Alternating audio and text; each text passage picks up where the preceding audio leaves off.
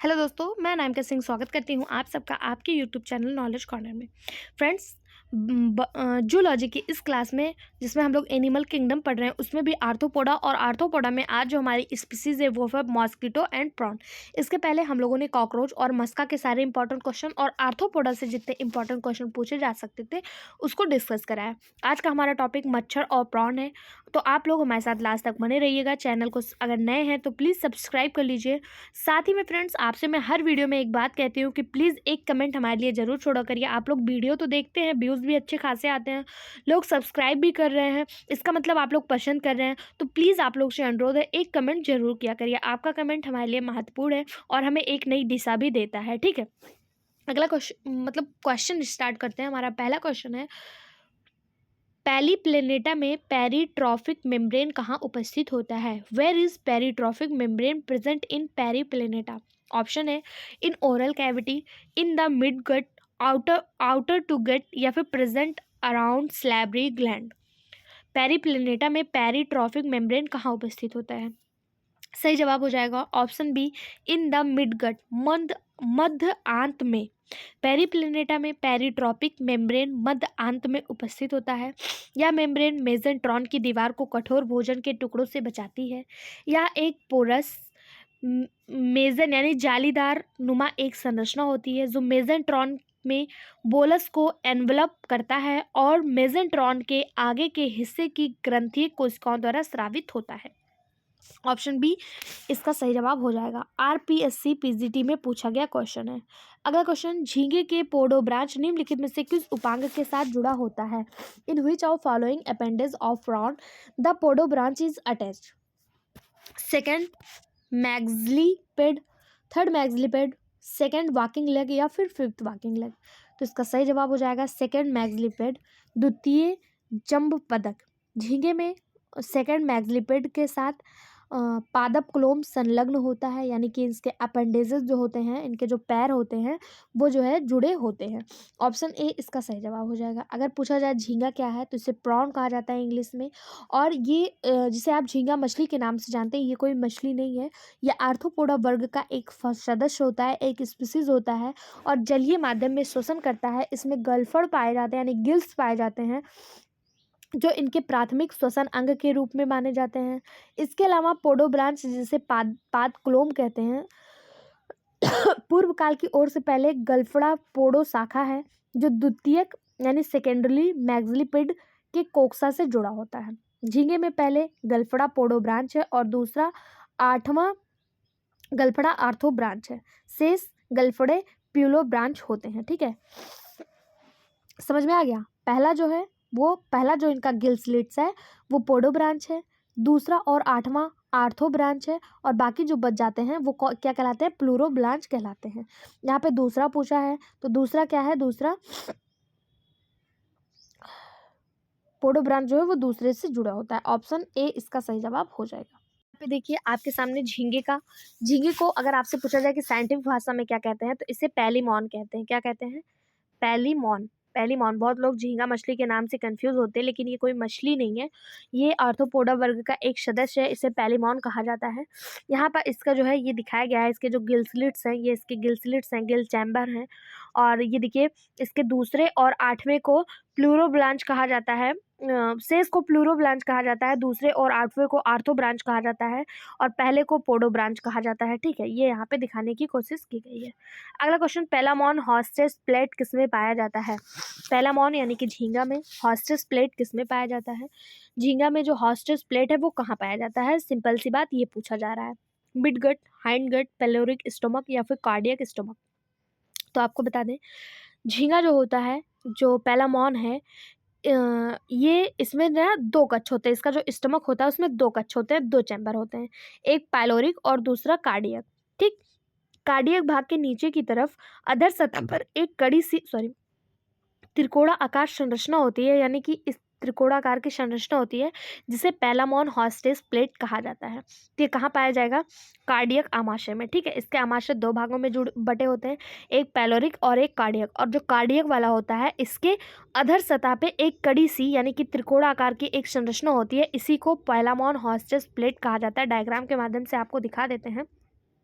यहाँ पे देखिए, ये आपके सामने इसके स्टमक को 2 भागों में बांटा गया। देखिए यहाँ पे दिखाया गया ना, ये वाला देखिए आप इसको, ये जो त्रिकोण आकार की संरचना है इसी को हॉस्टस प्लेट कहा गया है, ठीक है। और ये है कहाँ, तो ये इसके कार्डियक स्टमक में है। कहाँ पे है, कार्डियक स्टमक में है। इसके स्टमक 2 भागों में बट गए, एक कार्डियक स्टमक, एक पाइलोरिक स्टमक। तो जो कार्डियक स्टमक है इसी में हॉस्टस प्लेट पाया जाता है। ऑप्शन डी इसका सही जवाब हो जाएगा।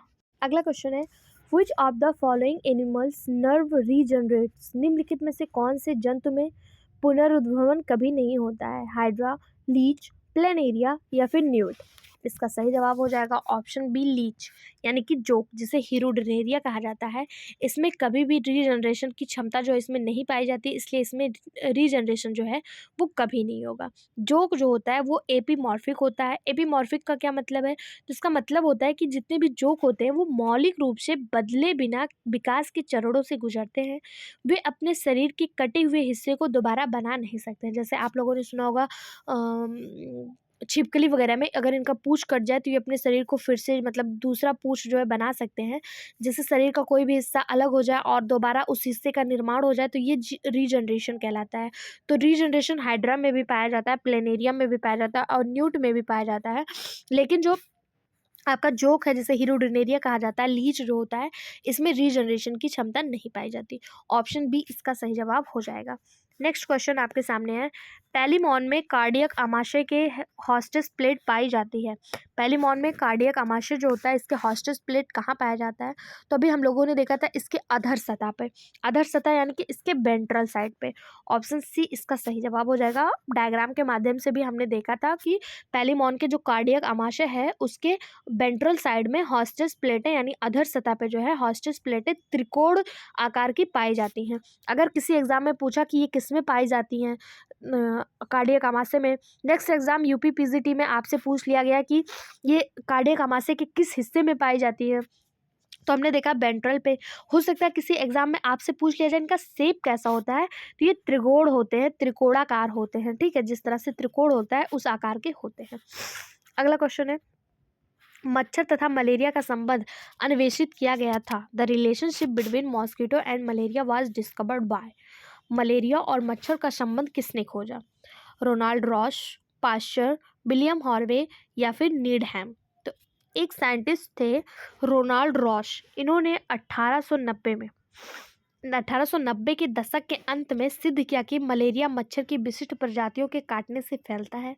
इसके लिए जो ये हैं रोनाल्ड रॉस, इनको जो है 1902 में फिजियोलॉजी या फिर मेडिसिन के क्षेत्र में नोबेल पुरस्कार भी दिया गया था। सबसे पहले नोबेल पुरस्कार की शुरुआत ही 1901 में हुई और इन्हें 1902 में मेडिकल के क्षेत्र में नोबेल पुरस्कार मिला था। नोबेल पुरस्कार को ही मेडिकल के क्षेत्र में पाए जाने वाले नोबेल पुरस्कार को फिजियोलॉजी भी बोलते हैं, ठीक है। रॉस ने ही मच्छरों को मलेरिया के संक्रमित लोगों का खून चूसने के लिए दिया गया। मतलब इन्हें क्यों दिया गया, तो इन्होंने बताया था कि किस तरह से मलेरिया जो होते हैं वो मलेरिया कैसे होता है, मच्छरों के खून चूसने से कैसे संक्रमण फैलता है, उसके बारे में इन्होंने बताया था, ठीक है। 1897 में 1897 में इन्होंने मच्छर की एक निश्चित प्रजाति के पेट में मलेरिया परजीवी के जीवन चक्र को भी देखा था और लोगों को बताया था। उसके लिए इन्हें 1902 में मेडिकल का नोबेल पुरस्कार भी मिला था। कौन थे, रोनाल्ड रॉस। ऑप्शन ए इसका सही जवाब हो जाएगा। नेक्स्ट क्वेश्चन है, नर मच्छर के मुखांग में क्या नहीं होता है, the mosquito part of male mosquito, the mouth part of male mosquito do not have. जो मेल मॉस्किटो है उसके मच्छर में क्या, उसके मतलब मुख में क्या नहीं होगा, मैक्सिला एंड मैंडिबल। तो पहला ही बिल्कुल सही जवाब हो जाएगा। जो नर मच्छर होता है ये काटता नहीं है, इस बात को ध्यान रख लीजिएगा। जितनी भी फीमेल होती हैं वही खून चूसती हैं, नर मच्छर खून नहीं पीते हैं, इसलिए उनके मुख में अंग कम विकसित होते हैं। इनमें केवल लैब्रम और लेवियम अच्छी तरह से विकसित हो पाते हैं। इसमें मैक्सिला और मैंडिबल जो है वो विकसित नहीं होते हैं। ऑप्शन ए इसका सही जवाब हो जाएगा।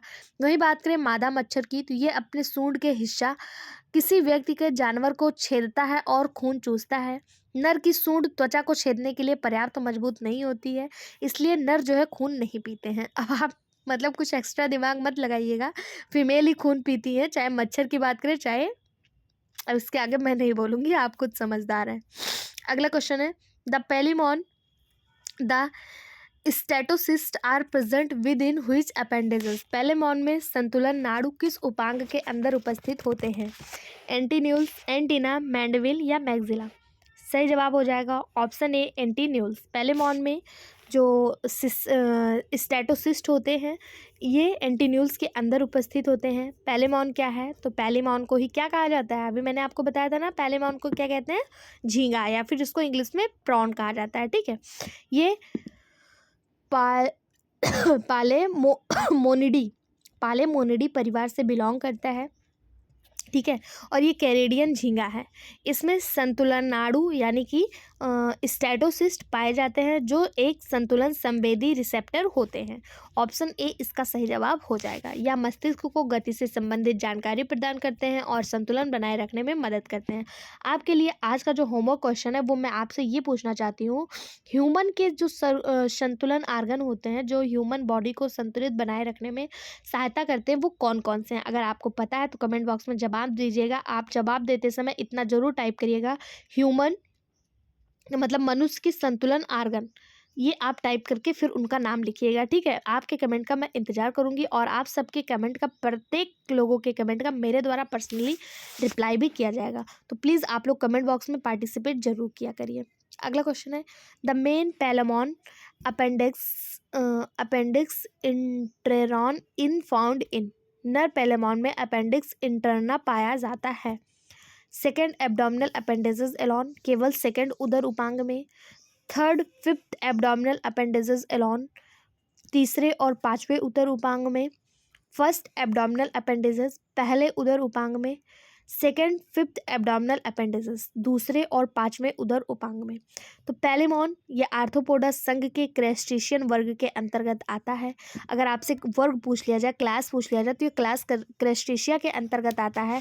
और इसका जो फैमिली है वो मैंने अभी आपको बताया था कि ये किससे बिलोंग करता है। पैलेमॉन फैमिली जो है पालेमोनिडी से बिलोंग करता है और इसका जो क्लास है वो क्रस्टेशिया है या सामान्य झींगा या प्रॉन के नाम से जाना जाता है। नर पैलेमॉन में जो अपेंडिक्स है वो इंटरना केवल सेकेंड उदरीय उपांग में पाया जाता है। ठीक है, सेकेंड एब्डोमिनल अपेंडेजेस एलॉन, इसका सही जवाब हो जाएगा ऑप्शन ए। नेक्स्ट क्वेश्चन है, पैलेमॉन में एपिडिक्स एंटनी में उपस्थित होता है, अनुपस्थित होता है। ध्यान दीजिएगा, यहाँ पे अनुपस्थित दिया, अब्सेंट दिया है। ठीक है, in Palaemon the appendix interna in absent in first pair of pleopods, second pair of pleopods of female, third pair of pleopods of female, या फिर present in all of the above. सही जवाब हो जाएगा option A first pair of pleopods. Palaemon में appendix Antony पैलियोपोड्स के पहले जोड़े में अनुपस्थित होता है। यह एक पतला रॉड जैसा लेपेड है जो दूसरे से पांचवें पैलियोपोड्स के एंडोपोड्स के मेल्सियन मार्जिन में पाया जाता है। ऑप्शन ए इसका सही जवाब हो जाएगा। अगला question, in prawn male genital pore are located on. झींगे में नर जनन छिद्र स्थित होते हैं। Second pair of pleopods, third pair of walking leg, fifth pair of walking leg, या फिर एंटीन्यूल्स। सही जवाब हो जाएगा option C fifth pair of walking leg.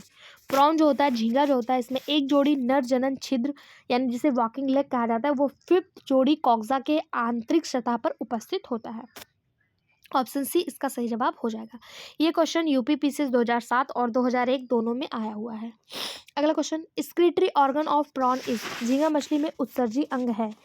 Important mark करिएगा, जिस तरह हम लोगों ने कॉकरोच का उत्सर्जी अंग देखा मालपीगियन ट्यूब था, उसी तरह आपसे यहाँ पे झींगा मछली का उत्सर्जी अंग पूछा है। झींगा मछली का उत्सर्जी अंग क्या होगा?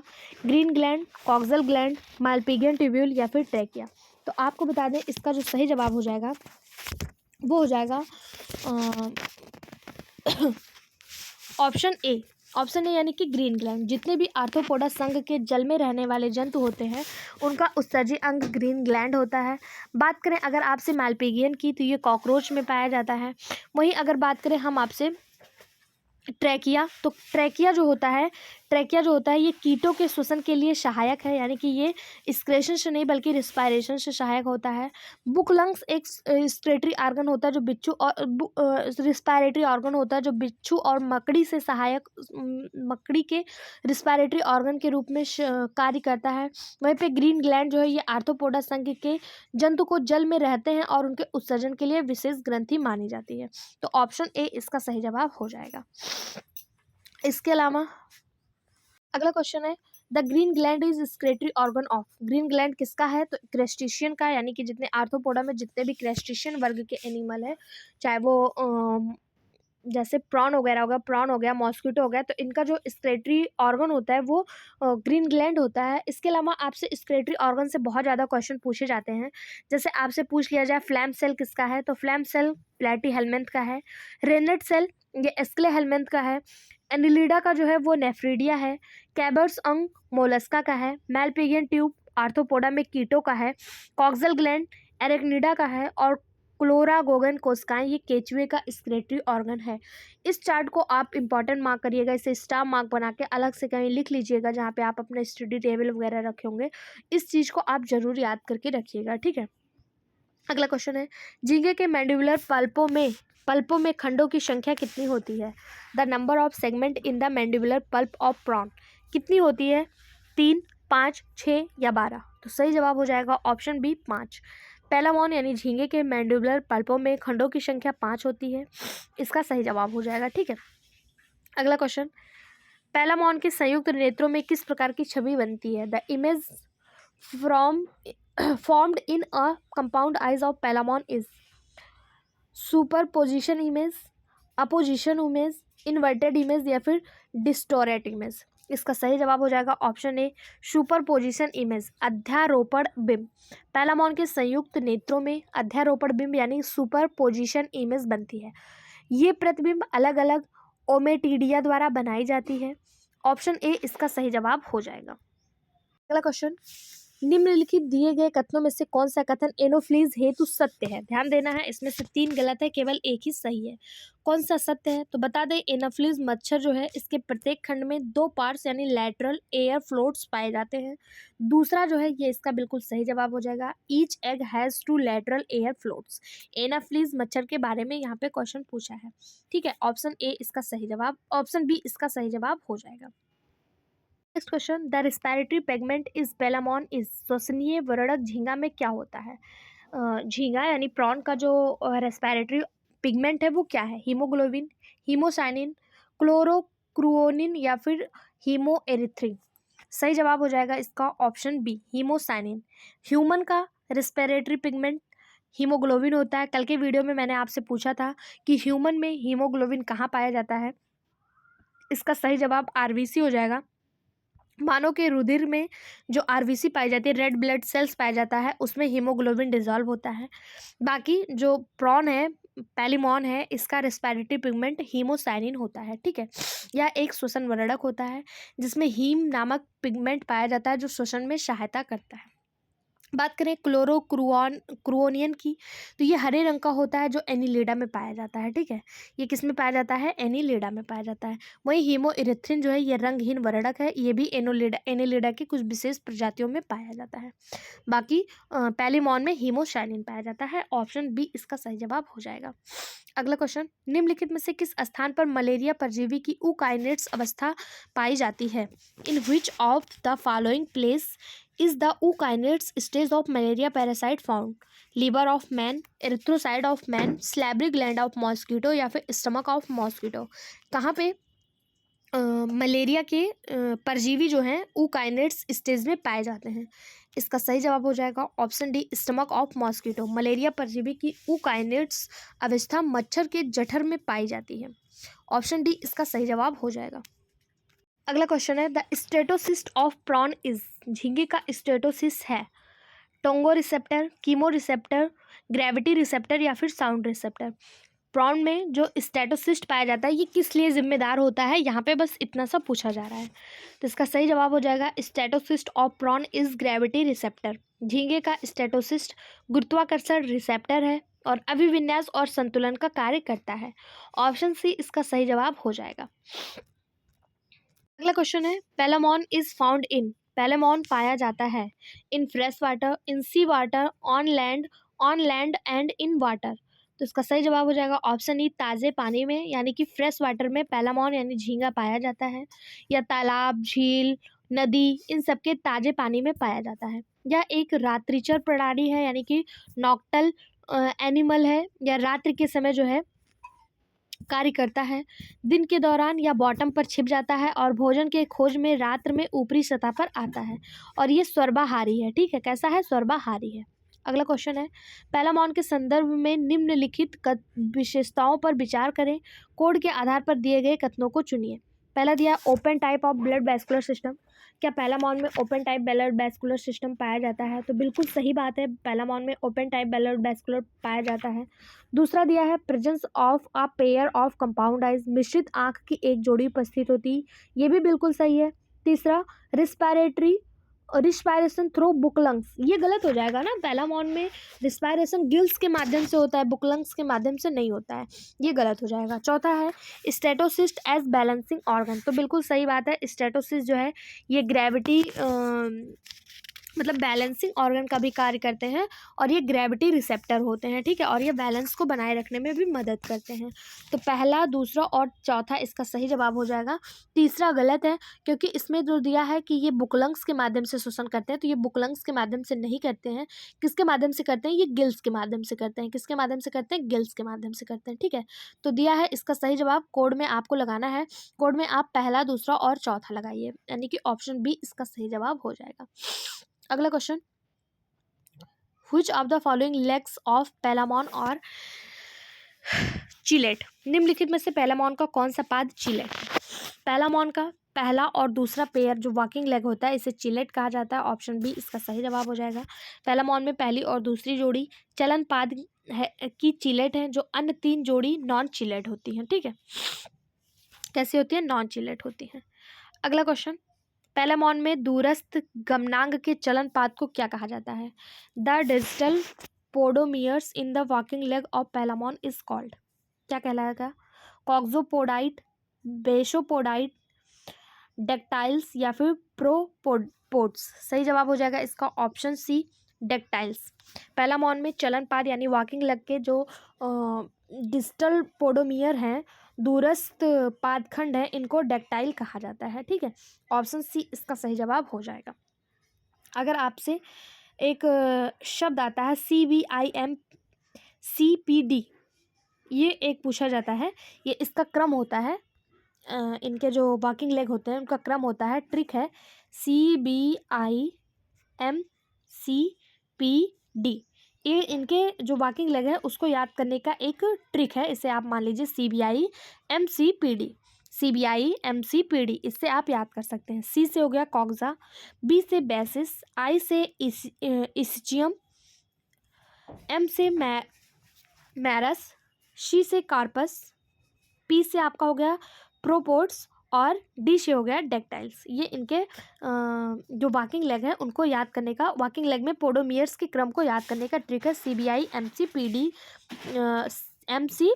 ठीक है, कॉक्सा, बेसिस, इचियम, मैरस, कॉर्पस, प्रोपोड्स, डेक्टाइल्स, ये इसका क्रम हो गया। अगला क्वेश्चन है, निम्न में से किस जीव में ब्रोंकियल श्वसन पाया जाता है?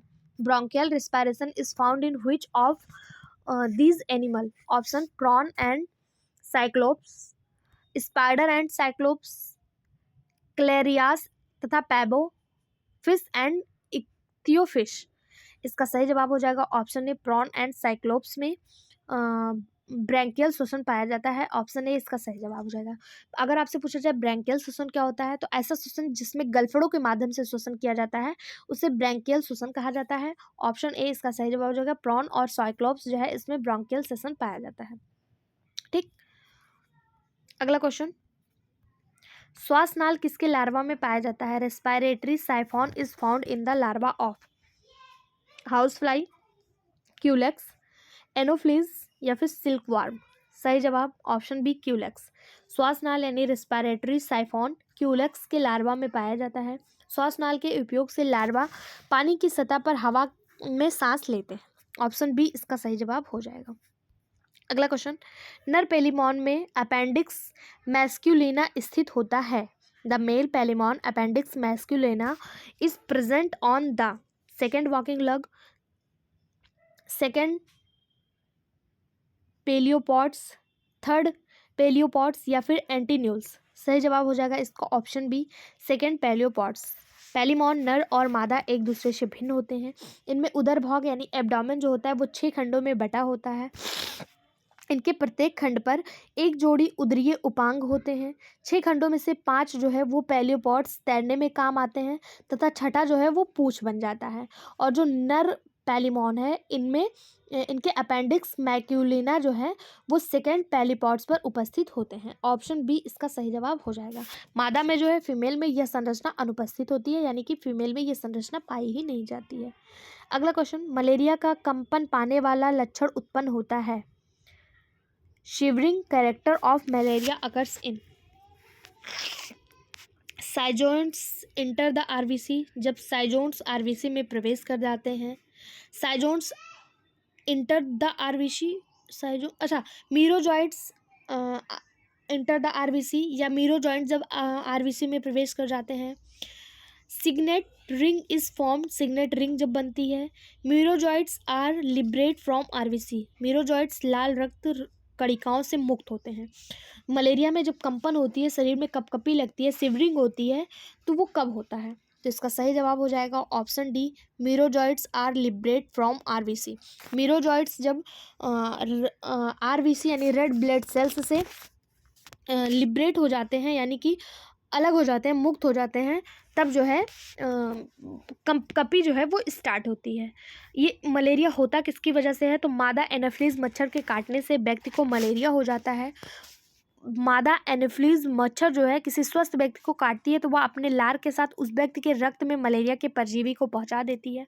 मलेरिया के परजीवी के बारे में हम लोगों ने पढ़ा था जब हम लोग प्रोटोजोआ टॉपिक पढ़ रहे थे। अगर आप में से किसी को भी याद हो कि मलेरिया के परजीवी को किस नाम से जाना जाता है तो आप लोग कमेंट बॉक्स में ज़रूर बताइएगा कि मलेरिया का परजीवी कौन सा है। उसके बारे में हम लोग पहले पढ़ चुके हैं। अगर आपने पहले के वीडियो नहीं देखे हैं तो इसी चैनल पे वो सारे वीडियो पड़े हुए हैं। जब हम लोग प्रोटोजोआ डिजीज़ पढ़ रहे थे तो उसमें मलेरिया किस परजीवी से होता है वो भी पढ़ा था। ठीक है, आपके कमेंट का हमें इंतजार रहेगा। आई होप आप लोग कमेंट बॉक्स में पूछे गए क्वेश्चन का जवाब जरूर देंगे। इसका जो सही जवाब है वो ऑप्शन डी हो जाएगा। ठीक है, मलेरिया में परजीवी को जब पहुंचा देती है तो इससे कुछ दिनों बाद व्यक्ति में मलेरिया के लक्षण प्रदर्शित होते हैं। मलेरिया रोग क्या है? क्या तो ये एक प्रकार का बुखार है जो ठंडी और कपकपी के साथ आता है। मलेरिया रोग में ठंड के साथ कपकपाने वाले लक्षण तब उत्पन्न होते हैं जब मीरोजॉइट्स आरबीसी से मुक्त हो जाते हैं। ऑप्शन डी इसका सही जवाब हो जाएगा। ठीक है, यहाँ पे आपके ये सारे क्वेश्चन कंप्लीट होते हैं। अगला टॉपिक हमारा मोलस्का है। टॉपिक क्या है? ये हमारा फाइलम है मोलस्का, और इसके सारे इंपॉर्टेंट क्वेश्चन आपको नेक्स्ट वीडियो में प्रोवाइड होंगे। बस आपको चैनल को सब्सक्राइब करना है और इसको ज़्यादा से ज़्यादा शेयर करना है। साथ ही साथ बेल आइकन पे भी क्लिक कर लेना है जिससे जब हम दूसरा वीडियो डालें तो आपको नोटिफिकेशन के माध्यम से मिल जाए।